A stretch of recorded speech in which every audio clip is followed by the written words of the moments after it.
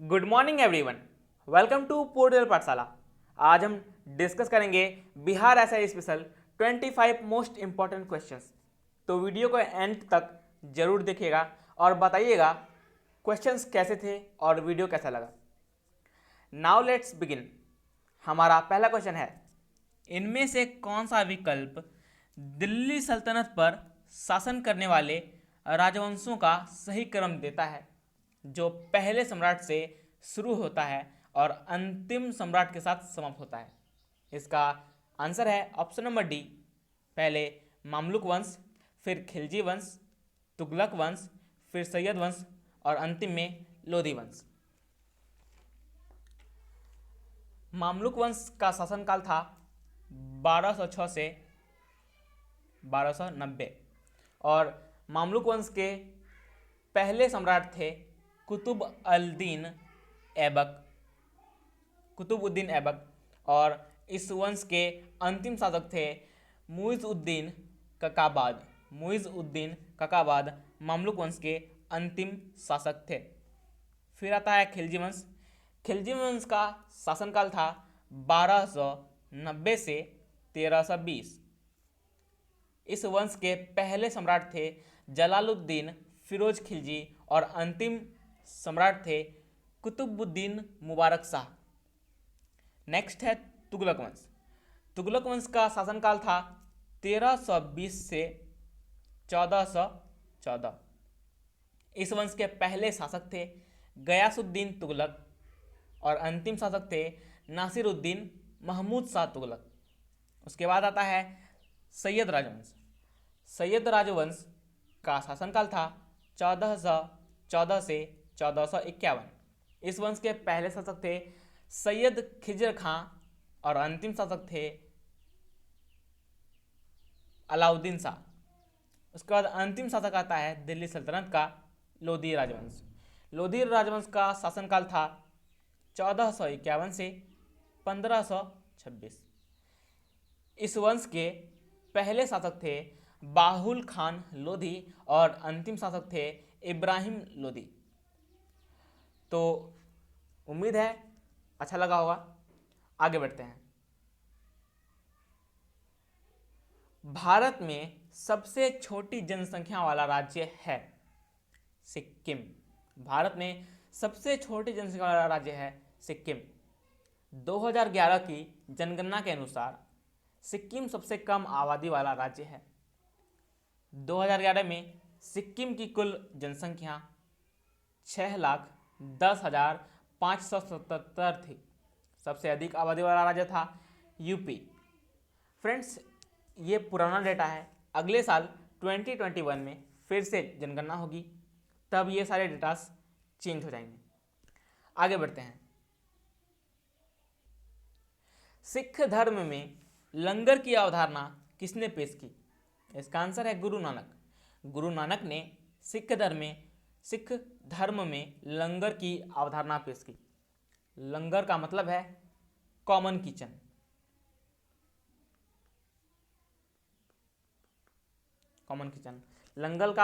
लंगर का अर्थ है common kitchen. लंगर की अवधारणा गुरु नानक द्वारा पेश किया गया था।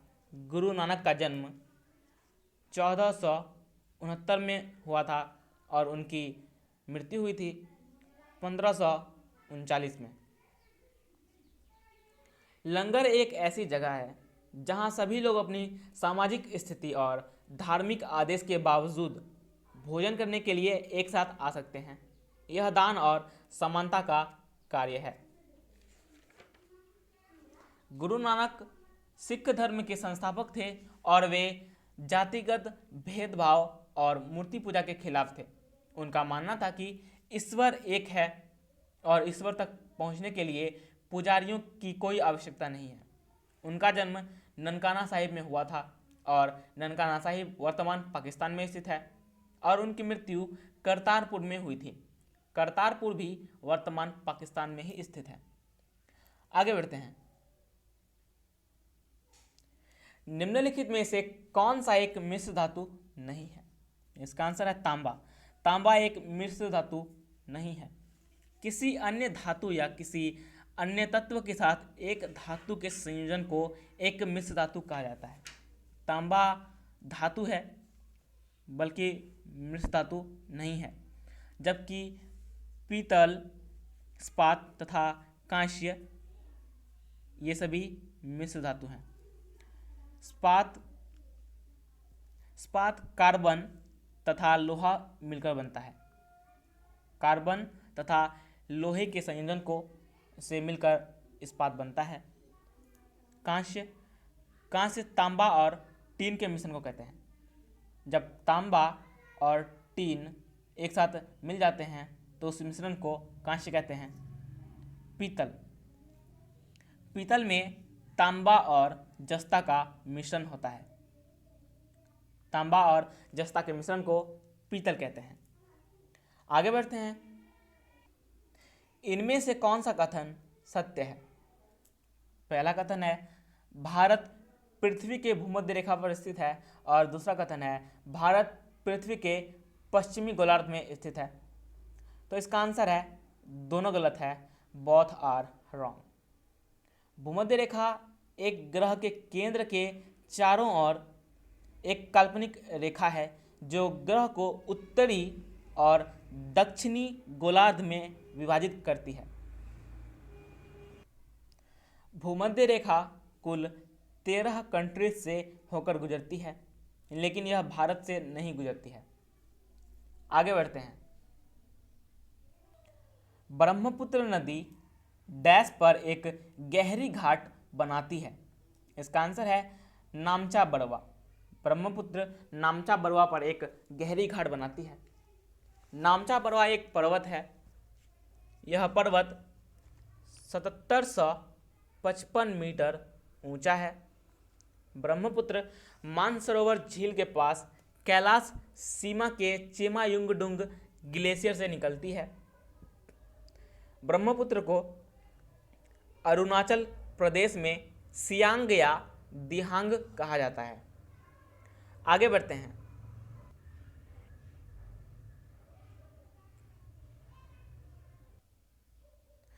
मुद्रास्फीति, और मैंने तो आंसर ही बता दिया, कोई बात नहीं। एक अर्थव्यवस्था में सामान्य मूल्य स्तर में वृद्धि को डैश कहा जाता है, तो मुद्रास्फीति कहा जाता है। एक अर्थव्यवस्था में सामान्य मूल्य अंतर वृद्धि को मुद्रास्फीति कहा जाता है। यह एक अर्थव्यवस्था में सामान्य मूल्य स्तर में वृद्धि है। आगे बढ़ते हैं। निम्नलिखित में से कौन भारतीय संविधान की मसौदा समिति के अध्यक्ष नहीं थे? इसका आंसर है सच्चिदानंद सिन्हा। सच्चिदानंद सिन्हा संविधान सभा के पहले अंतरिम अध्यक्ष थे। उन्होंने 9 दिसंबर 1946 को पदभार ग्रहण किया, लेकिन 11 दिसंबर 1946 को इस्तीफा दे दिया क्योंकि डॉक्टर राजेंद्र प्रसाद को संविधान सभा का पहला अध्यक्ष के रूप में चुना गया था। 29 अगस्त 1947 को मसौदा समिति ड्राफ्टिंग कमेटी की स्थापना की गई थी। 29 अगस्त 1947 को ड्राफ्टिंग कमेटी मसौदा समिति की स्थापना की गई थी। संविधान सभा की सभी कमेटीज में सबसे महत्वपूर्ण कमेटी ड्राफ्टिंग कमेटी थी। ड्राफ्टिंग कमेटी में कुल 7 मेंबर्स थे। ये 7 मेंबर्स थे doctor Bhimrao Ambedkar, N Gopalachari Ayyangar, Alladi Krishnaswami Iyer, doctor K M Munshi, Syed Mohammad Saadulla, N Madhavrao. N Madhavrao ने BL मित्तर का स्थान लिया था, जिन्होंने अस्वस्थता के कारण इस्तीफा दे दिया था। फिर 7वें मेंबर थे TT कृष्णामाचारी। TT कृष्णामाचारी ने DP खेतान का स्थान लिया था, जिनकी मृत्यु 1948 में हो गई थी। आगे बढ़ते हैं। निम्नलिखित में से कौन सा अनुच्छेद आकस्मिकता निधि के बारे में बताता है? इसका आंसर है ऑप्शन नंबर A अनुच्छेद 267। अनुच्छेद 267 आकस्मिकता निधि द कंटिंजेंसी फंड के बारे में बताता है। नेक्स्ट, निम्नलिखित में से कौन सा अनुच्छेद कठिनाइयों को दूर करने के लिए राष्ट्रपति की शक्ति के बारे में बताता है? इसका आंसर है आर्टिकल 392। आर्टिकल 392 कठिनाइयों को दूर करने के लिए राष्ट्रपति की शक्ति के बारे में बताता है। आगे बढ़ते हैं। विद्युत जनरेटर का आविष्कार किसने किया था? इसका आंसर है माइकल फैराडे। माइकल फैराडे ने विद्युत जनरेटर का आविष्कार किया था। तथा बेंजामिन फ्रैंकलिन, बेंजामिन फ्रैंकलिन ने विद्युत का आविष्कार किया था। बेंजामिन फ्रैंकलिन ने विद्युत का आविष्कार किया था। अलेजेंड्रो वोल्टा, अलेजेंड्रो वोल्टा ने प्रकाश की विद्युत अलेजेंड्रो वोल्टा ने इलेक्ट्रिक बैटरी की खोज की थी। अलेजेंड्रो वोल्टा ने इलेक्ट्रिक बैटरी का आविष्कार किया था। तथा जेम्स मैक्सवेल ने प्रकाश की विद्युत चुंबकीय प्रकृति का आविष्कार किया था। जेम्स मैक्सवेल ने प्रकाश की विद्युत चुंबकीय प्रकृति का आविष्कार किया था। आगे बढ़ते हैं। निम्नलिखित में से कौन सा या कौन से कथन 1875 के दक्कन के दंगों के विषय में सत्य है? तो इसका आंसर है ऑप्शन नंबर डी 1, 2 एंड 4। इसका आंसर है 1, 2 एंड 4। 1875 के दंगों के विषय में सत्य है। दक्कन के दंगों के परिणाम स्वरूप दक्कन कृषक राहत 1879 के माध्यम से किसानों को सुरक्षा मिली, यह सत्य है।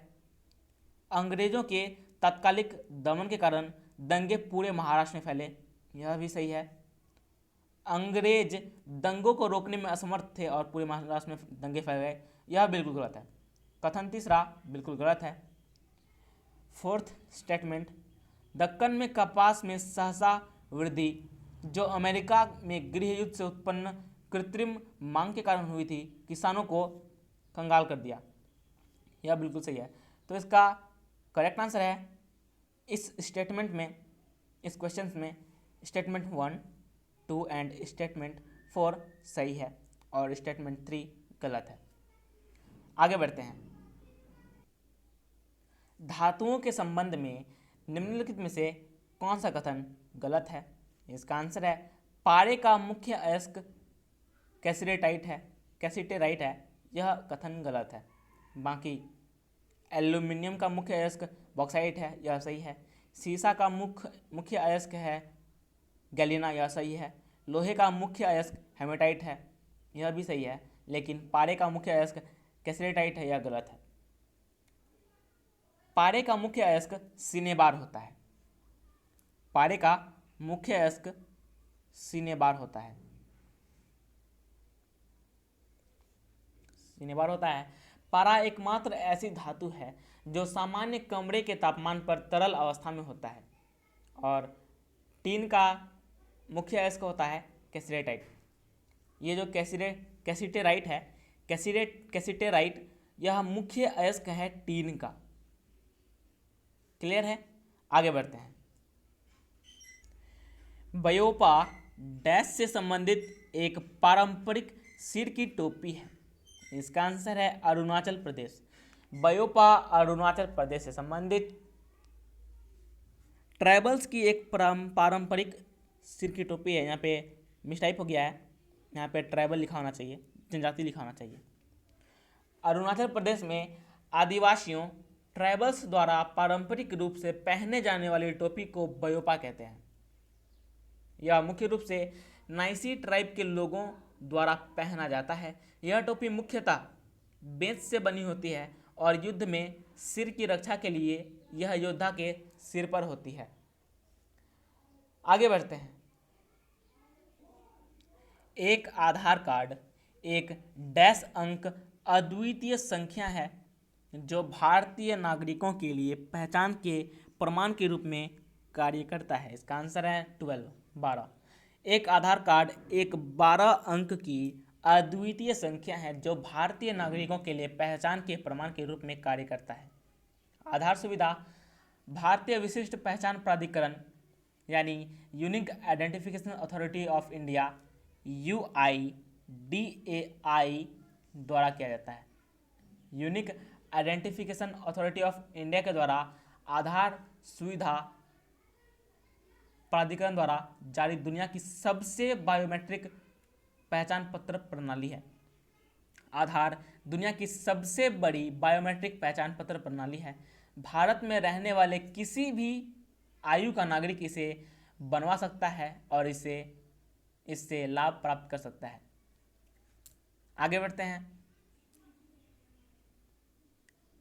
खतरे के संकेत में लाल बत्ती का उपयोग क्यों करते हैं? इसका आंसर है यह कम बिखरती है। It scatters less. खतरे के संकेत में लाल बत्ती का उपयोग इसलिए करते हैं क्योंकि लाल बत्ती कम बिखरती है। आगे बढ़ते हैं। महाभारत के फारसी अनुवाद का शीर्षक क्या है? इसका आंसर है रज़्मनामा। महाभारत के फारसी अनुवाद का शीर्षक है रज़्मनामा। फारसी में रज्म का अर्थ है युद्ध। फारसी में रज्म का अर्थ है युद्ध और नामा का अर्थ है कहानी। तो इस प्रकार रज्म नामा का तात्पर्य है युद्ध की कहानी। महान मुगल सम्राट जलालुद्दीन मोहम्मद अकबर ने महाभारत को फारसी में अनुवादित करवाया। यह अनुवाद फैजी जो कि अबुल फजल के भाई थे और अब्द अल कदीर बदाऊनी द्वारा किया गया था। आगे बढ़ते हैं। कन्नौज शहर डैश नदी के किनारे पर स्थित है। कन्नौज शहर गंगा नदी के किनारे पर स्थित है। कन्नौज को सिटी ऑफ इट्टार कहा जाता है, यानी इत्र यानी परफ्यूम। कन्नौज को सिटी ऑफ इत्तार कहा जाता है और इसे पूर्व का ग्रास भी कहा जाता है। कन्नौज यूपी में स्थित एक जिला है। नेक्स्ट, कोशिका में मौजूद जेली जैसा पदार्थ क्या कहलाता है? कोशिका में मौजूद जेली जैसा पदार्थ डैश कहलाता है। इसका आंसर है कोशिका द्रव्य। कोशिका में मौजूद जेली जैसा पदार्थ कोशिका द्रव्य कहलाता है, साइटोप्लाज्म कहलाता है। एक सेल को भरने वाले जेली जैसे पदार्थ को साइटोप्लाज्म कहा जाता है। यह आमतौर पर रंगहीन होता है और इसमें 80% पानी होता है। आगे बढ़ते हैं। जब कोई वस्तु गर्म होती है तो वस्तु के अणु डैश होते हैं। इसका आंसर है तेजी से आगे बढ़ने लगते हैं। जब कोई वस्तु गर्म होती है तो वस्तु के अणु तेजी से आगे बढ़ने लगते हैं। Heat is simply a form of energy, यानी ऊष्मा ऊर्जा का एक रूप है। इसलिए जब ऊष्मा को किसी वस्तु पर लागू किया जाता है तो वस्तु के अणुओं को ऊर्जा मिलती है, जिसके कारण वे तेजी से कंपन करना शुरू कर देते हैं। गति में इस वृद्धि के परिणाम स्वरूप अणु एक दूसरे से दूर चले जाते हैं, जिसके परिणाम स्वरूप वस्तु का विस्तार होने लगता है। आगे बढ़ते हैं। आलू में भूरे रंग के चकते पड़ना डैश के कारण होता है। इसका आंसर है जीवाणु। आलू में भूरे रंग के चकते पड़ना जीवाणु के कारण होता है, बैक्टीरिया के कारण होता है। भूरे रंग के चकते पकड़ना एक बैक्टीरियल डिजीज है जो राल्स्टोनिया सोलानेसियरम के कारण होता है, जो सबसे विनाशकारी पौधे रोगजनकों में से एक है और दुनिया के उष्णकटिबंधीय और उपोष्णकटिबंधीय क्षेत्रों में सबसे आम है। इस बीमारी के कारण पत्तों का झड़ना, पौधे का अवरुद्ध विकास और संवहनी ऊतक का धूसर हो जाना आदि शामिल है। नेक्स्ट,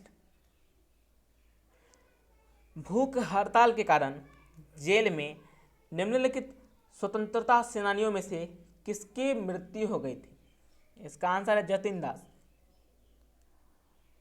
भूख हड़ताल के कारण जेल में निम्नलिखित में से जतिन दास की मृत्यु हो गई थी।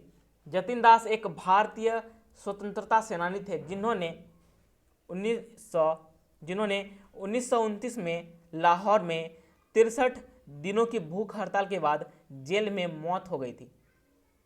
नेक्स्ट,